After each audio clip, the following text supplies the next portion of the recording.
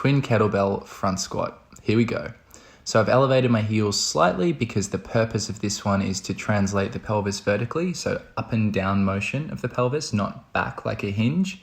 I want to stay upright with my body and go super deep into my knee and ankle bend. So I raise my heels. You might do this more, you might do it less. It depends on where you're at.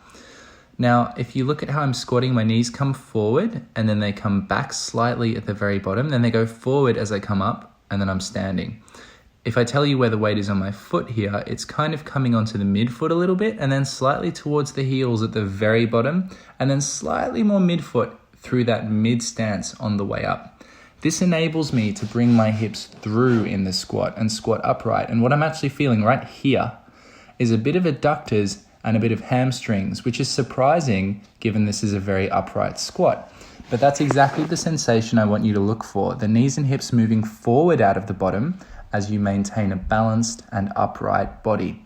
When people send their hips back and they end up doing that horrible good morning thing and they sort of turn the squat into a hinge, it's because usually they haven't found their heels at the bottom, or they don't have the strength to drive from heel to midfoot as they come up. Instead, they're usually stuck on their toes at the bottom and they have to drive back onto their heels midway up.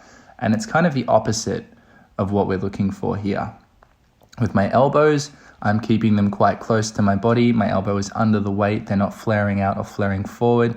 I make sure my back ribs feel full and long and like they're stacked over my pelvis. I don't want you to excessively arch your back or anything like that. I just want you to think neutral. Body stacked over pelvis, stacked over knees, stacked over feet.